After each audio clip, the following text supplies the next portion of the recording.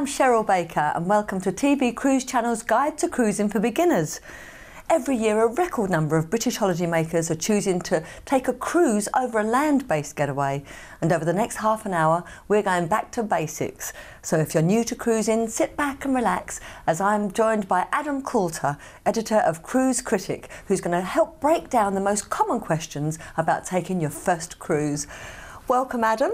Thank you very much, Cheryl. So why is it that more people are turning to cruising? Well, I think there's a number of reasons, and I think one of the main ones is the amount of innovation that's going on with cruise lines and cruise ships at the moment. So, I mean, for example, I've just got off a cruise ship today. Today? Yes, today, honestly, came straight here. Ovation of the Seas, one of the biggest cruise ships in the world, Royal Caribbean ship. And I went up on what's like the London Eye. It's a capsule, goes up 300 feet in the air, gives you 360-degree views right round the whole of, well, we were in Southampton, but you can imagine it would be somewhere, you know, really lovely and a sunny day. They've got dodgems on board, they've got rock climbing walls, they've got even got simulated skydiving, and you can go surfing at the back of the ship. What are they going to think of next? I mean, honestly. It's incredible. Honestly, yeah. I would say the sky's the limit, but it's the sea's the limit, The sea's isn't the it? limit, that's right, yeah. I think the one thing that a lot of people think is that it's possibly too expensive, so let's talk about that. Yeah, the thing is, it's like anything, you know, you get what you pay for. So obviously some of the advertised prices, they'll be for an inside cabin, for example. But if you pay a little bit more, you're going to get a view or one with a balcony, for example. So it's just whatever you want to pay to get on board. Yeah. And then once you're on board, then it really is all-inclusive. You've got your food included, you've got entertainment, some of it, well, a lot of it now is West End quality entertainment. Literally, they get the cast from the West End or Broadway and they put them on the ships. I've seen that, I've seen that, and I even perform on ships myself. Oh, but don't let that put you off. See, the level of quality is very high. So you've got that, obviously all your accommodation that goes without saying, and on some ships you can buy, you know, drinks packages, for example, and some ships include that as well. So. And tips? Well, that again, it varies by ship and line. So some, for example, you can prepay, others you pay as you go on board, and some, again, they're inclusive. Now, the old stigma that you had to be rich, famous or old to go on ships, it doesn't apply anymore, does it? It doesn't, it really doesn't. It's a very old-fashioned view of things. Obviously, there are some ships that will cater for certain demographics, you know, people, more elderly people, and so there should be. And I mean, Saga Cruises makes a big point of that. You have to be over 50 to get on board. Not that that's old, of course, but you know what I mean. Whereas, you know, other ships, as I said, the ones I was mentioning before, they're very much catering for all these new demographics. So families, young couples, multi-generational groups, you know, so grandparents, parents, kids. So really, you know, there's ships to cater for every type of person. And again, some people think that, as they've said to me, oh, I wouldn't like to go on a cruise ship, you know, it's too claustrophobic, it's too regimented. It isn't, is it? No, again, these are all myths, and they need to be debunked, I think. I mean, the easiest way to do that is get on a ship and see what it's like. But no, in terms of the claustrophobia thing, no, you're in a cabin, but obviously you can get out of your cabin, you can go wandering around on the decks. Some of these ships have got 18 decks, you know, and some of the newer ships, they've got all this outdoor, these promenade type decks, so you always can be out there, you can smell the ocean, feel that you're out on the open seas, which is lovely. And in terms of regimentation, well, I mean, a lot of lines still do have the set dining thing. Some ships, like for example the Norwegian ships, they have more than 20 dining options now. So you can just choose when and where you want to eat and what type of food you like as well. Yeah, the options are so vast now. It's incredible, yeah. So, and so many cruise lines that sail from UK waters. You don't have to fly. That's right, yeah. So if you're joining a ship from a UK port, do you need a passport? Well, it depends where you go, obviously. I mean, you know, you do have to bring a passport. If I mean, in the US, they have these cruises to nowhere, they call them, where they sail out and round and then come back. So you don't need a passport for those. But in the UK, no, because we're always going somewhere. I suppose, except perhaps for the Channel Islands, you probably don't need them for them. But if you're going to France, anywhere in Northern Europe, you do need a passport, yes. And a visa? Well, the visa situation, most of the time, if you're going somewhere like Russia, so if you're doing a Baltic cruise and you end up in St. Petersburg, then, you know, by the fact that you're on the ship will have cleared all the visa stuff for you already. So literally You get off. You just get off the ship and you do your tour and you get back on. So you don't take your passport with you? No, you surrender your passport and you get a cruise card, and that's used for your purchases and also to get on and off the ship. You don't see your passport to the end of the cruise. How about currency on board and when you get off? Well, that's a really good question, and it can be quite confusing because all the American ships, even if they're in UK waters, it's always US dollars on board. Right. Whereas the British ships, P&O Cruises, Fred Olsen, GB pounds. When you get off, well, it's wherever you are, euros, you're going to have to change those beforehand or just take it out of the ATM when you're in the country. But presumably, yes, the cruise line gives you all that information before you cruise, so you know what you're heading for. Yeah, I mean, one of the things they do, which is really nice, and I always enjoy reading it, and I do recommend it to people to read, is they have this piece of paper which they put in your cabin, usually at turn down, which tells you what's happening the next day, where you're going, what the currency is, the time difference, because sometimes the time changes when you're on board, obviously if you're going to Europe or something, and all the activities that are taking place. So I always recommend reading that, so you know what you can sort of vaguely plan out what you want to do that day, and obviously when you need to get back on board as well. Yeah, that's important. That's very important. That's important. Actually, being a lucky girl and having been on lots of cruise ships, you look forward to that newspaper at the end. You know what I'm talking about. I really do, and you've been out for the evening, you've been to see a show, what's on tomorrow? And you go, oh yeah, exactly. What's on tomorrow? I must do this. Yeah, and if it's a day at sea, they have lots of things to do. That's another thing. I'd be so bored on a ship. What do?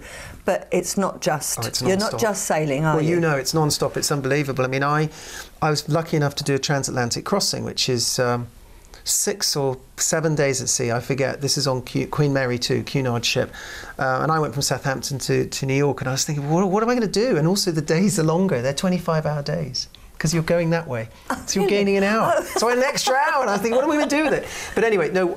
Going back to that cruise planner thing, you basically every single hour, if you want to do stuff, you can do stuff. It's incredible. You can play bridge, you can do Zumba, you can do Pilates, you can learn a new language, you go and watch a movie, go and play some sports on deck, walk around the deck, look outside at the endless expanse of the Atlantic.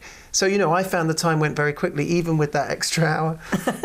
But it's not compulsory. No, of course, it's up to you. No. I mean, it's if it's a sunny day, always the decks are full, aren't they? The decks are full, and I must admit I did spend a lot of time in the spa, which was really nice on that ship, actually. So that's another option: spas, hairdressers, anything you want. And all the entertainment is included. Yes. So tell me about the quality, the calibre of the entertainment. Well, I mean, it's extraordinary now. The two brands, I will mention two brands which I think really stand out, and that's Royal Caribbean and Norwegian Cruise Line. And again, I've been fortunate enough to be on these ships, and certainly I know for a fact the Royal Caribbean Entertainment is Vegas quality, because the entertainment director of Royal Caribbean lives in Las Vegas. I've spoken to him. He goes to shows and he thinks, right, how can we outdo that show? So you'll find that on the newer Royal Caribbean ships. Royal Caribbean are huge, aren't they? They're huge, yeah. And the Norwegian? And Norwegian are huge as well, right, yeah. I mean, they're big. They're big line and they're big ships as well. Yes. So they bring on Broadway, West End caliber. So just to name a few: Priscilla, Queen of the Desert, Cats, Grease. Mamma Mia. Mamma Mia. We Will Rock You. Rock of Ages. Do they do their own version of the show? They bring cast members on board. Oh, do they? From not the entire lot, obviously, because it's got to carry on in the West End. But they do bring 3 or 4 of the original cast members on board. Wow. So when Simon Cowell says, "Oh, it's your cruise ship singer," well, that is actually a compliment, because these people are the highest quality you can get. They're amazing. So the shows are going on, there's so much entertainment. What if you want a relaxed, quiet cruise? Yes. Well, there's that too. I mean, you can easily disappear. I often go up to those top sun decks, which are often maybe there's me too. There's no pool there. You can relax there, and that's usually quite quiet. Because sometimes on the main pool decks it can be a bit busy. I mean, I've got kids, but obviously, I sometimes it's quite nice to get away from the kids. Also, a lot of ships have adults only areas, which are really nice. P&O does that, Princess does that. The ship I've just been on has a lovely area called the Solarium, which has different swimming pools and is very, very quiet and tranquil. Yeah. How about, you're coming into the next port of call. How do you find out about the excursions and whether you want to do them? Yeah, well, I mean, the thing is, it depends what type of person you are, because I mean, I quite like looking at what's on offer, and I sort of think to myself, well, what do I want to do? And you can either book when you're on board, because there's a shore excursions desk, and you go and talk to them and they can tell you what's suitable for you, what you like doing. You can pre-book before you get on, or you can do your own thing. I mean, there's no compulsion to go on an organised shore excursion. And I always recommend, if you know a city, you know, a lot of people have been to Barcelona, they probably know it quite well and they know the things they like to do. So I always recommend, well, just take a taxi, or there's often a shuttle bus, take it to the bottom of the Ramblas and just go and do your own thing. And the same applies for other cities which people might know quite well. But if you don't know it so well, if it's your first time there, take an organised shore excursion, because you know, they have the best guides. As I say, they'll get you back to the ship on time. Yeah, that's always a bonus. I'd almost missed the ship because they don't wait. No, they don't. And it's not so bad if you're doing like the Greek islands or even at a push the Caribbean. But you know, if you've got a long journey between ports, then you know you can get stuck. But most people do get back on board, pretty well all, in fact. So on a sea day, yes, that's one time when someone who hasn't been on a cruise ship. We've kind of touched on this, but you know, I'm going to be so bored. Yes. But there's all sorts of things going on. There's lots of stuff to do, and sometimes you just want to relax. You know what I mean? I mean, if you've learned a new language and you've done your Pilates and you've had a lovely meal, sometimes it's just nice to have an afternoon nap. Or, do you know what I mean? Or go to the library. There's some really nice libraries on board. Queen Mary 2 has a library on the top deck. Sit there. Big library, look out across the ocean. It's so relaxing. It's incredible. Really lovely. And I know there are some, lots of, well, probably all of the ships have people that come on and do talks. Yes, and you think, do I really want to listen? And they're so interesting. They're fascinating, yeah. No, they really are. I think back to this Queen Mary 2 cruise, and we had Lynn Truss, who did that book, Eats, Shoots and Leaves. Yes. You remember that? Yes. And she just did a really funny presentation about grammar. Who would have thought that could be funny? But she made it funny, and we were lucky enough that one night she sat with us for dinner and came up with lots of interesting anecdotes and stuff. So you have all sorts of people who are really interesting and insightful, and they really capture your imagination. I remember, after you see some of these lectures, people just end up talking about it and trying to find out more about the person or get their book or whatever. So. Well, Adam, stay just where you are, because we're going to go to a break now, and we'll be back very shortly. See you in a minute. Hello and welcome back to TV Cruise Channel's Guide to Cruising for Beginners. Adam Coulter, editor of Cruise Critic, is still with me, and we've been chatting about the fact that you can see celebrities on the ships now, can't you? You can. Well, not least yourself, Cheryl. Well, of course. But no, for example, I mean, P&O, which I know that you've been on, is a good example. They've got this link up with Strictly Come Dancing. So you can obviously see the Strictly professional dancers, and then also you can see the judges as well. And I know Craig Revel-Horwood is a big fan of cruising now, so he's often on board. He'll be on some cruises later this year. They've also got a tie-in with chefs as well. So James Martin, Marco Pierre White, and Ollie Smith, the wine guru. I've bumped into Ollie Smith. He's a great guy, on one of the ships. Yeah, he's very funny. He just happened to be there. He's great, larger than life. He'll tell you all about different wines. And then, for example, on Royal Caribbean, they have Jamie Oliver. Now, he doesn't go on the ships, as far as I'm aware, but there is a Jamie's Italian on board the Royal Caribbean ships. So that's just two examples. But and the entertainment, like you said, they bring in the West End stars, but they also bring in artists of that you've bought their records before. Yeah, that's right. I mean, aside from me, of course. Yeah. But they do. They do. Yeah, I mean, Jackie Graham, I think, is another one, and they have also, Britannia has people from TV as well. There's some documentary or TV shows and stuff. Yeah. They come on and they do this. Well, they do this in this private, the Limelight Club. Yes. So they do a private, sort of semi-private performance, and then you can chat to the people afterwards, which is really nice, I think. And the entertainment across the board on all of the cruise lines now, they all bring in fantastic entertainment because the food is always excellent, top isn't notch. it? Yeah, it's fantastic. And the entertainment is always excellent. Yes, it is. Actually, talking about food, let's chat about it, because it is a main component. They say that everyone who goes on board a ship comes back half a stone heavier. Yeah, well, it's a pound a day, they say, don't they? That's the thing. And you can eat all the time, so should you wish. But I mean, the thing is, the thing that always blows me away on these bigger ships is the variety of it and the quality of it. You can have traditional English. You can just have pizzas and burgers, whatever you want. there's usually a restaurant on board that will cater to your tastes. And the quality, the other thing is extraordinary, is that they're catering for thousands of people. I can't remember the exact statistics of how many meals they're doing per day, per week. But the quality is consistently high. It's incredible. It's like a huge banquet every single day, and they're pulling it off. Does it reflect the port of call that they might be in? Some do, yes, which is a really nice touch. Often they'll have a theme night, so it'll be if you're going around the Med, you'll have a Italian theme night or a French one. And the smaller ships can actually go off and get the ingredients, so you'll have genuine, French cuisine one particular night, or it's more difficult on the huge ships, obviously.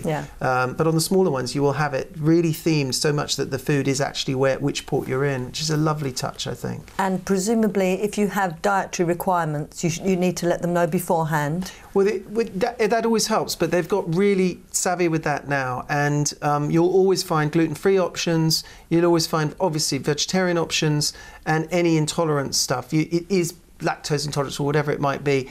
It's always good to say beforehand, but you'll notice on the menu now they'll have the little symbols indicating it, so you should be fine. Is this across the board now?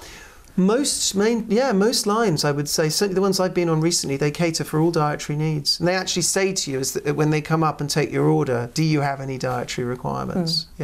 So the first cruise I ever went on was a real old lady of the seas. It was the Canberra. Oh wow, wonderful! There's no longer. She was beautiful. Yeah, beautiful. And we used to only dine. There wasn't any extra dining. There was just the one dining room, and with 2 sittings.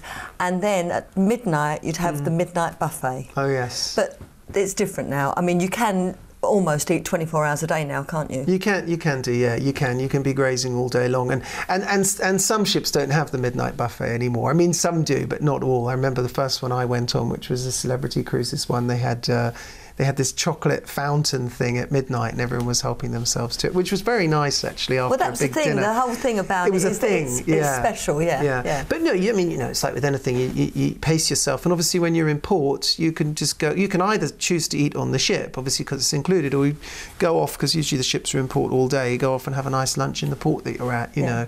How about dress? Because some people think that it's all black tie. They do. It isn't, is it? No, they don't. Yes, it's true. It's funny. It's one of the hot button topics on our members' forums, what people talk about dress.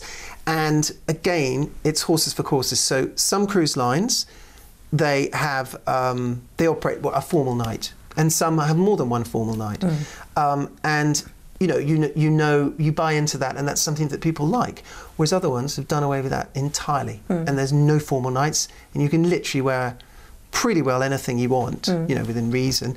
Some lines, they have to actually say you need to put a top on to come into the dining room because you can't just walk around in shorts and flip-flops. But generally, you can wear pretty well what you like. Yeah. But again, you do your research, and if, for example, you're planning on cruising solo, which some people do. That was my next question. Oh, was it? Okay. Well, Singles. Yes. I mean, again, it's really catered for. It's amazing how things have changed. And so, for example, Britannia, first time ever, they've got solo balcony cabins. So you can get a room with a balcony, whereas before you always had to pay the dreaded single supplement, which is basically you're paying for a non-existent person because you've got a double cabin.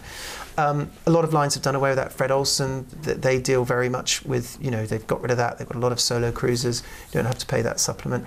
Some of the cruise lines as well do singles. They'll say at 3 o'clock there's a singles meet. Yes, so, almost always you'll have a singles meet for a drink in the evening. And I ought to mention Norwegian Cruise Line in this conversation, because they pioneered on their ship Epic studio cabins, they call them, which are basically single cabins, and you have a lounge attached only for the solo travellers. So all the singles are in one area, and they have a lounge. So they've basically made it very cool and exclusive. Yes. And it's now on their later ships as well. So it's actually a really good cruise line to go on is Norwegian if you're single. How about if you've got a special occasion, if you want to get married, or it's your anniversary, or you're celebrating your divorce? Whatever it might be. Well, I mean, the thing is, all lines will cater for that, and the captain... Can the captain still marry you? Is it legal? I was hoping you wouldn't ask that. It's a tricky one. It's not. I'm not sure. It's not legally binding in some places, But the captain can perform the ceremony, yes. Right. But often there's a priest on board, or there's a vicar of some sort, and they can also perform a ceremony as well. But I think the thing is with the UK, as I understand it, if someone is objecting to you getting married, they have to be able to get to the place. So if you're actually away from port, they can't get to you. Do you see what I mean? There's some quirk in the law, but you can certainly have the ceremony. Most have lovely rooms you can get married in. You sometimes get married on the beach or something in the Caribbean. It's really lovely. So it's all catered for. And I know anecdotally, for people who have done, they often write about it on our boards, and they'll say how wonderful it was because they walk around, having just got married and everyone's cheering them, and so it's a really lovely atmosphere. People often get married on board, yeah. So, you're on board, yes. You've eaten, you've put on £1 a day. What do you do to get rid of it?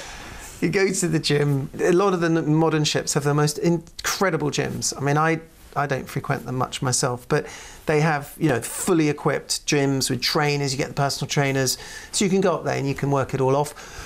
Or you can walk around the ship or jog around the ship. There's always a jogging track. You could go swimming.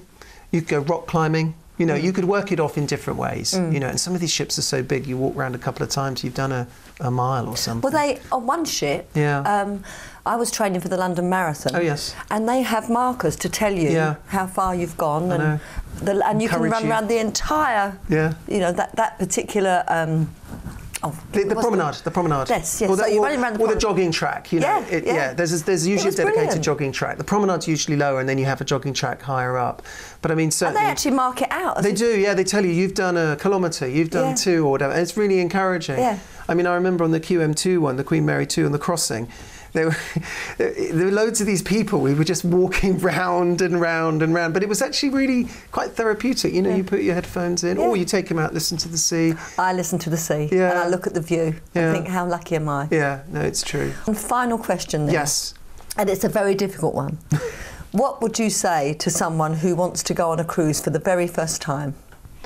Well, I would say the most important thing is research, because the last thing you want to do, it's like with any holiday, you don't want to end up on the wrong type of ship for you. And what I mean by that is have a good look at the options. Have an idea what you want. Are you a family? Do you want a big ship? Do you want bells and whistles and entertainment?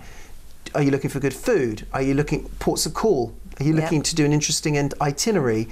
Do you want to be on a small ship, have less entertainment maybe, but good quality food? So it's weighing up. It's absolutely key, because the last thing you want to do is have your first cruise and think, oh, that's not for me. But if you get the right ship, I guarantee that once you've booked, you will be hooked. Yeah, absolutely. I totally agree with you. I'm hooked. Yeah. And have been since 1990. Good for you. Adam, thank you so much. It's been a pleasure. And thanks to you for watching. I'll see you again very soon. Thanks for watching TV Cruise Channel. See you again.